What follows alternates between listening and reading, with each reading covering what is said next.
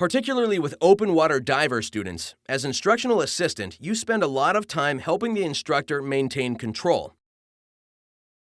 You do this by watching students the instructor's not immediately working with, and by helping direct where students go after they take turns practicing skills.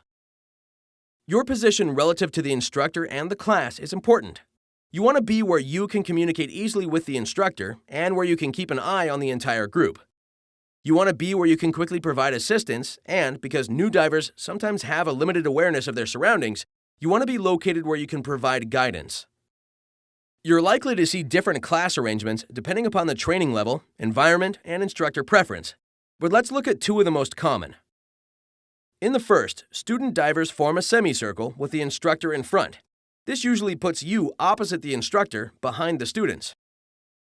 The instructor moves from student to conduct skills. This arrangement makes it easy for you to see the entire group. You're reasonably close to everyone, and you can communicate easily with the instructor. The main downside is student divers can't see you and need to turn around to get your attention. The second common arrangement lines up students with the instructor at one end and you at the other. Students swim to you as they complete their turn, and the line moves down. With this arrangement, you can see the instructor and the students can see you. The drawback is you're relatively far from students at the other end of the line, though the instructor is there. This arrangement isn't as common in open water because all the divers moving tends to stir up silt.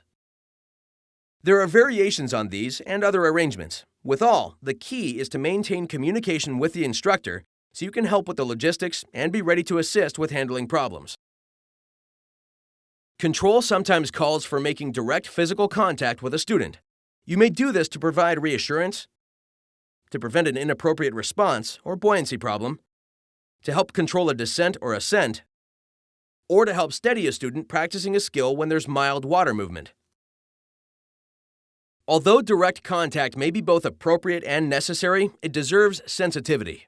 Commonly, you don't need continuous direct contact. Just remain close enough to make contact if it's required. When contact is required, be sensitive to cultural perceptions of personal space and appropriate contact between people, especially of opposite gender. Generally, holding the BCD at the shoulder or low and on the outside provides control without causing unintended offense. It helps if the briefing reminds students that direct contact may be needed for safety or control and how it's made. With a student practicing a skill under your supervision, use a contact method that does not interfere or provide unintended help. If contact is a normal part of skill practice, make the contact the same way the instructor does. This particularly applies to the controlled emergency swimming ascent in confined water. Swim slightly ahead of the student so you can see exhalation bubbles, but enough to the side so you don't interfere with the student's kicks while holding the BCD.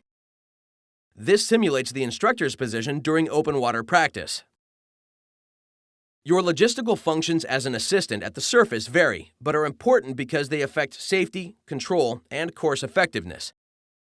These functions may include equipment logistics, such as loading class gear or filling cylinders. You'll also coordinate student divers at a training site, especially when there's more than one class going on at one time. You may help divers gear up and confirm their pre-dive checks, and with specialties, assist with specialized equipment setup if you're qualified.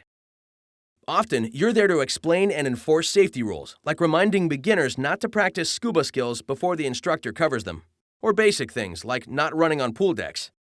Sometimes, your job is to lead a group back to the boat or shore while the instructor continues working with other students, and sometimes it's helping the instructor with paperwork. Similarly, you have logistical functions underwater that vary, but again, they revolve around safety, control, and class effectiveness. Beyond helping supervise, your underwater functions may include leading student divers with the instructor bringing up the rear, or bringing up the rear for the instructor. You may conduct regular interval air checks for safety and to help novice divers establish good habits. With the instructor focused on student divers, it may be your job to help navigate. A common duty is watching the rest of the class while the instructor works with an individual, which can be planned or result from a problem. And you may escort student divers in specialty courses. If you're qualified in that specialty, you can sometimes provide some helpful guidance, which is another reason to earn multiple specialty diver certifications.